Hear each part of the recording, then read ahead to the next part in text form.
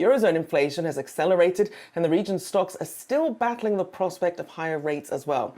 Now, amid all the economic turbulence, one sector has stood out in the region, and that's healthcare, and one company in particular, Novo Nordisk. The Danish pharmaceutical business has produced arguably the most prominent drugs of the past year in Ozempic and Wegovy. Now, reports are suggesting that the company may even become Europe's most valuable.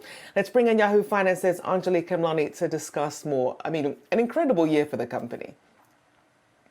Certainly, Rochelle. Of course, because of those two drugs, the weight loss frenzy, basically its production capacity is the only thing standing in its way of getting even more revenue into the company, which is why data visualization firm Chartr just said that it has catapulted to the second most valuable in Europe, just behind the parent company of Louis Vuitton, looking at the combined worth of more than McDonald's and Netflix together. Can you imagine how big that is? Now, what's driving all this? Of course, those two drugs in particular, but the class of drugs, GLP-1s, is playing a role. If you look at Novo Nordisk's most recent earnings, you could see that they reported a 49% increase in sales of those drugs in particular, as well as a 158% increase in obesity care, and that's where Wegovy falls under. So you can already see the numbers building up. We know, of course, they've had to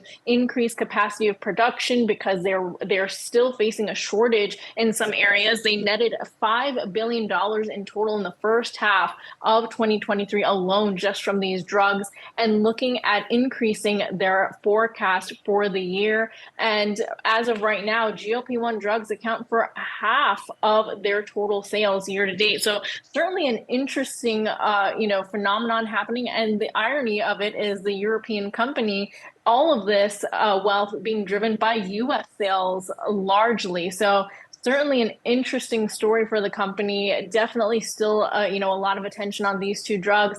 And of course, we know that competitors are set to enter the market, with Eli Lilly also looking at targeting that weight loss area. So it could be that they are enjoying that more than 50% market share just for a little bit longer, but still no stopping that, that boost in sales, that boost in outlook for this year.